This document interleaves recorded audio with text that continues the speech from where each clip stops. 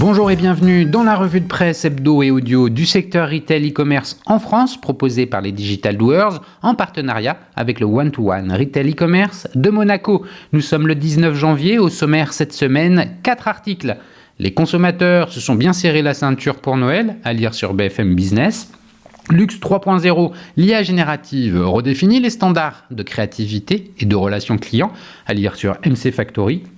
L'IA générative est la plus grande révolution pour l'e-commerce depuis le mobile, à lire sur le JDN. Et enfin, Jouet Club affiche un bilan positif pour 2023, à lire sur e-commerce mag.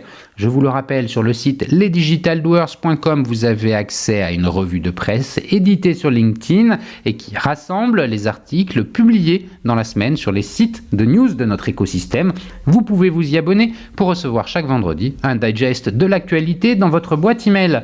De cette revue de presse, je vous lis sans interprétation une sélection de quelques articles qui m'ont semblé pertinents à partager. Je vous souhaite donc une bonne écoute, évidemment toujours sans coupure. Les consommateurs se sont bien serré la ceinture pour Noël, sauf ceux de plus de 65 ans, à lire sur BFM Business en date du 17 janvier. Moins de produits achetés, des substituts moins coûteux, plus de marques de distributeurs. La période de Noël aura été à l'image de l'ensemble de l'année, sobre dans sa consommation. Le budget était attendu en baisse et les chiffres de vente viennent de confirmer cette tendance à la sobriété pour les fêtes de fin d'année. Selon Nielsen IQ, pour la deuxième consécutive, la saison de Noël n'a pas été à la fête pour les produits festifs. Sur les 2 derniers mois de l'année, les ventes en volume de produits alimentaires de fête, mousseux, poissons fumés, foie gras, gâteaux festifs, crème de marron, chocolat, etc. ont reculé de 1,4%. Si l'ensemble de ces rayons a vu son chiffre d'affaires progresser de 4,7%, c'est dû seulement à la hausse des prix des produits. Nielsen IQ note cependant des différences notables selon les catégories de population. En ce qui concerne l'âge des consommateurs, par exemple, tout le monde a réduit le nombre de produits achetés, moins 5% chez les 35-49 ans par exemple, à l'exception notable des seniors qui ont davantage consommé. Les 65 ans et plus ont ainsi acheté 2,3% de produits en plus que l'année précédente. Peut-être moins contraints par leur pouvoir d'achat que les actifs, les retraités ont pu prendre à leur charge une part plus grande des dépenses pour les repas de Noël. Une descente en gamme confirmée. Autre confirmation, si les consommateurs ont acheté moins de produits, ils ont aussi cherché des substituts moins onéreux aux traditionnels mais festifs. Les ventes de champagne ont ainsi reculé de 14,2% sur la saison, quand celles des mousseux grimpaient de 4,6%. Les confiseries au chocolat, plus 4,6%, ont été préférées au chocolat saisonnier, plus coûteux, moins 2,1%. Et la truite fumée, plus 11%, a largement remplacé le saumon, moins 6,7% sur les tables. Une descente en gamme qui s'est reflétée aussi dans le choix des marques. Après avoir privilégié les marques de distributeurs tout au long de l'année, les consommateurs ne se sont pas lâchés pour Noël. Pour les chocolats, les ventes en MDD ont progressé de 6,7% en volume, contre une baisse de 3,5% pour les marques. Idem sur le pâté, plus 5,9% sur les MDD, moins 6,9% pour les marques, et la truite saumonée, plus 16,7% pour les MDD et plus 5 pour les marques. Cette mauvaise fortune des marques au profit des MDD, et ce jusqu'à la fin de l'année, fait espérer à certains distributeurs que les négociations commerciales seront en leur faveur.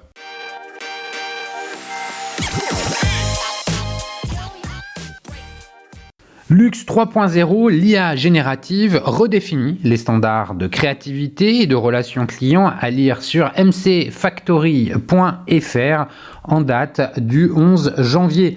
Déjà adepte des innovations digitales avec le Metaverse et les NFT, c'est sans surprise que les maisons de luxe se tournent avec enthousiasme vers l'IA générative. Attrait de la nouveauté, esprit créatif, volonté de rester attractive auprès des jeunes consommateurs hyper connectés. Les raisons ne manquent pas pour elle de s'intéresser aux nouveaux outils. Mais pour en faire quoi ? Il s'avère que l'IA générative pourrait bien être un compagnon très utile pour les marques de prestige. Elles y voient en effet l'opportunité de revenir à l'essence de leur métier, l'art de la création et de la relation client sur mesure. La créativité du luxe à l'heure de l'IA. L'intégration de l'IA générative offre une plateforme novatrice pour inspirer la créativité dans le secteur du luxe. En mars dernier, la marque de Nîmes, G-Star, a inauguré sa première collection conçue grâce à l'intelligence artificielle. L'expérience créative a abouti à la conception d'une véritable cape en 2000, imaginée avec l'aide de Midjourney. La réalisation du modèle a eu lieu dans l'atelier de la marque à Amsterdam, grâce au savoir-faire des artisans couturiers. Au final, G-Star a développé une collection de 12 pièces à travers cette collaboration avec l'IA. La bonne idée, c'est la transparence de la communication autour de cette collection avec la mise en ligne du prompt utilisé pour générer la cape. La collection a été présentée comme une véritable innovation. Elle a permis aussi à la marque de partager sa vision de la création assistée par l'IA. Mieux encore, elle a ouvert les coulisses de son processus créatif, offrant à ses clients l'opportunité d'en apprendre davantage sur la genèse de cette collection exclusive. Autre initiative autour de l'IA générative, celle de la maison de luxe Guerlain. Pour le 170e anniversaire du flacon aux abeilles, Guerlain a développé son propre modèle d'intelligence artificielle pour générer une exposition digitale audacieuse et futuriste. La marque a réinterprété le flacon aux abeilles à travers les âges de sa création en 1853 jusqu'en 2193. Plus de 1800 œuvres d'art uniques ont ainsi été générées et assemblées à partir du patrimoine unique de la maison de luxe pour aboutir à cette exposition numérique dévoilée en juin 2023. Déploiement de l'IA dans le luxe, LVMH et son approche centrée sur l'humain. LVMH est engagé dans une transformation portée par l'IA depuis déjà plusieurs années. Dès 2021, la maison Louis Vuitton a adopté des algorithmes prédictifs générés par l'IA avec pour objectif d'anticiper la vente de ces modèles de maroquinerie. À l'époque, Anne Borde, la supply chain director de Vuitton, s'était exprimée dans la revue du digital. Aujourd'hui, grâce à l'IA, nous réussissons à avoir la même précision dans l'extrapolation de nos ventes au bout de 3 jours comparé à avant au bout de 17 jours. Désormais, LVMH va plus loin. Le 20 novembre dernier, le groupe a annoncé s'associer avec l'université de Stanford pour construire une IA centrée sur l'humain et adaptée au luxe. Les projets de recherche se concentreront sur l'IA responsable, de nouvelles applications d'IA dans l'expérience client, la conception et la production des articles. Axel de Gourzac, le Group Head of Data Science, explique la démarche du groupe. On ne veut pas utiliser n'importe quelle IA et de n'importe quelle manière. Nous voulons une IA qui va conserver notre ADN de luxe et qui va préserver l'image de nos marques. C'est pour cela que nous avons choisi de construire une stratégie d'IA custom construite par nous qui va être adaptée au luxe et de nouer un partenariat avec l'université de Stanford sur la dimension Human-Centric IA, une IA centrée sur l'humain. Les problématiques liées à la confidentialité des données, gestion des droits. Si le groupe de luxe LVMH tient à avoir sa propre IA, c'est aussi parce que l'utilisation de l'IA générative soulève des questions juridiques et de sécurité. Les marques doivent garantir la confidentialité des données clients, mais elles doivent aussi être attentives à la préservation de leur propriété intellectuelle. Le sujet est particulièrement sensible dans l'univers du luxe où la frontière est parfois mince entre création originale et contrefaçon, une frontière qui devient encore plus floue puisque l'IA permet de s'emparer de modèles de luxe iconiques pour les réinterpréter.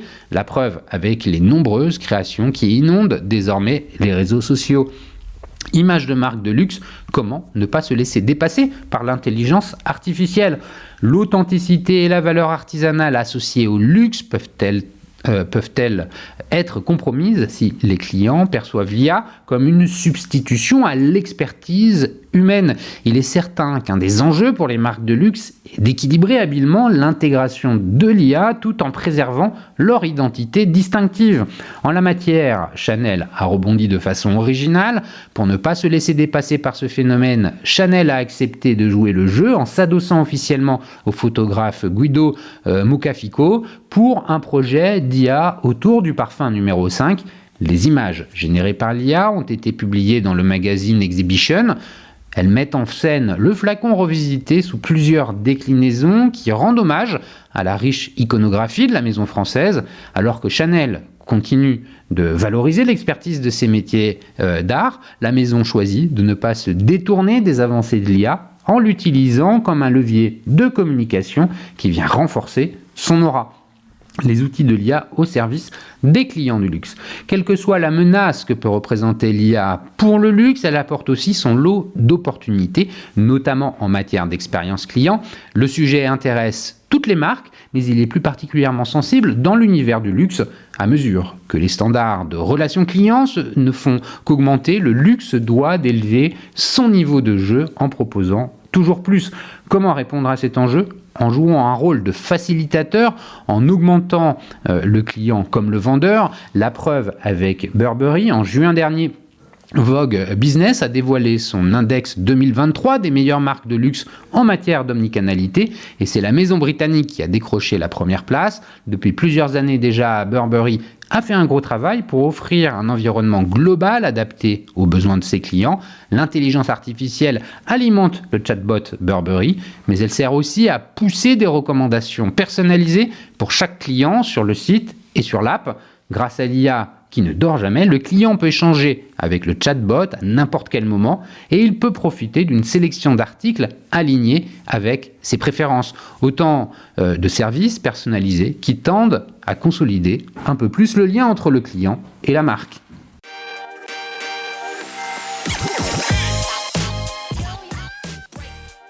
L'IA générative est la plus grande révolution pour l'e-commerce depuis le mobile avec Marc Lolivier de la FEVAD à lire sur le journal du net en date du 12 janvier.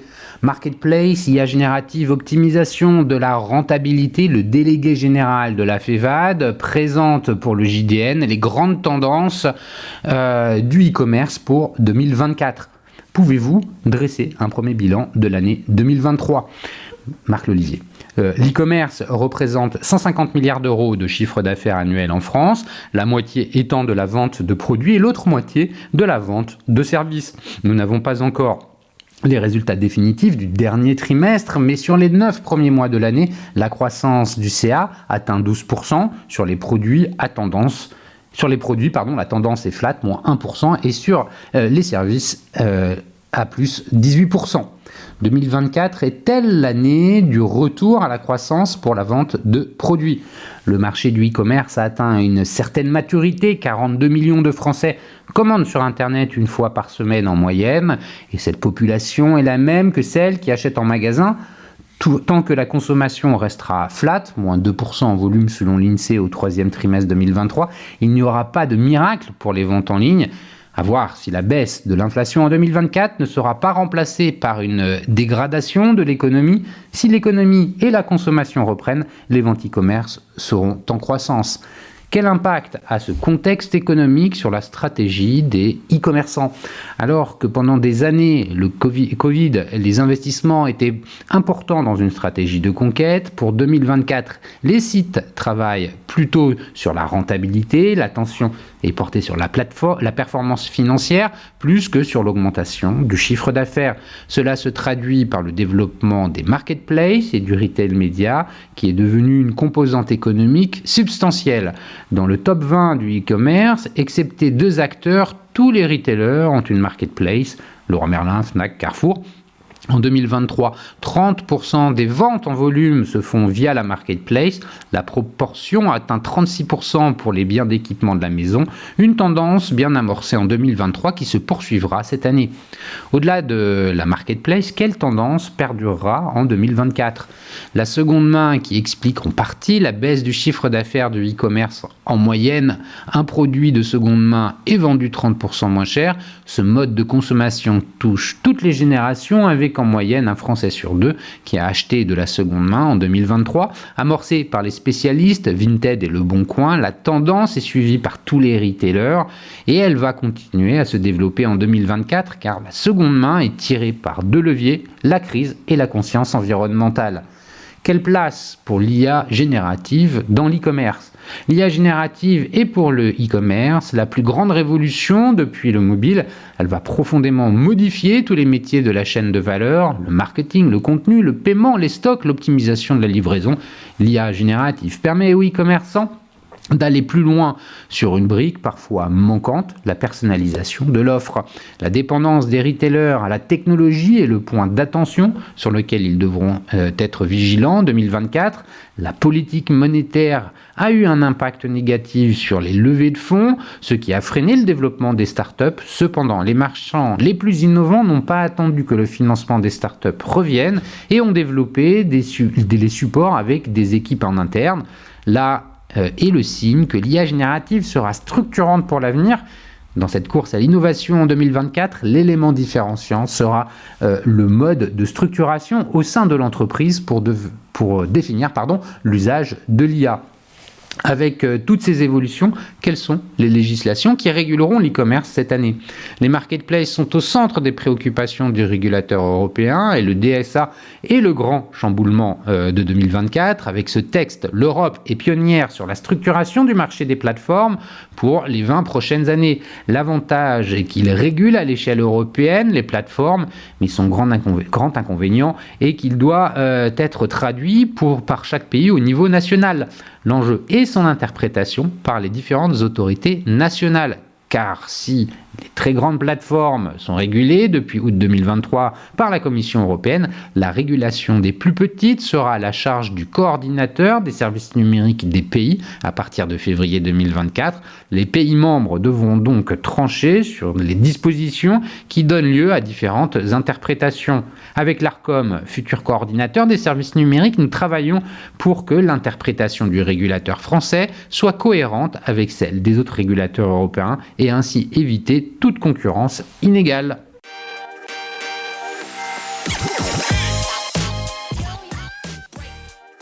Jouet Club affiche un bilan positif pour 2023 à lire sur e-commercemag.fr en date du 18 janvier. Malgré un marché en recul de 5% sur l'année, Jouet Club termine 2023 à l'équilibre par rapport à 2022 avec des efforts promotionnels tout au long de l'année et pour Noël. Les offres spéciales sur les jouets ont eu des effets bénéfiques sur les ventes de l'enseigne de jeux et jouets pour enfants et adolescents. Jouet Club affiche un bilan positif pour 2023. Malgré un contexte inflationniste, les familles ont priorisé les cadeaux de Noël et ont réduit leurs dépenses liées aux cadeaux dits spontanés ou de plaisir. Le marché du jouet a pourtant été en recul de 5% l'année dernière. La saison des achats de Noël a été plus tardive et surtout renforcée en décembre. Tout au long de l'année, l'enseigne française de jeux et jouets pour enfants et adolescents a mis en place une stratégie promotionnelle avec des offres spéciales allant de moins 15 à moins 40%. Cela a permis d'influencer le choix des familles. L'occasion, une alternative économique responsable dans un contexte de baisse de la natalité. La part des achats de jeux et jouets réalisés par les adolescents et les adultes pour eux-mêmes a augmenté et atteint 30% des ventes. L'entreprise a dû s'engager au fil des années pour répondre aux besoins spécifiques de ce type de clientèle. L'enseigne propose notamment toute une gamme de produits sur l'univers des héros, la créativité et la technicité. De plus, un espace immersif en ligne a permis aux clients de trouver des idées de cadeaux. Les jouets d'occasion sont de plus en plus démocratisés par les consommateurs. Jouet Club a lancé Troc aux jouets en mars dernier dans 130 magasins et les taux de revente sont supérieurs à ceux de la reprise, offrant ainsi aux clients une alternative économique responsable. D'ici 2028, l'enseigne vise une part de marché à hauteur de 5% pour les jouets d'occasion.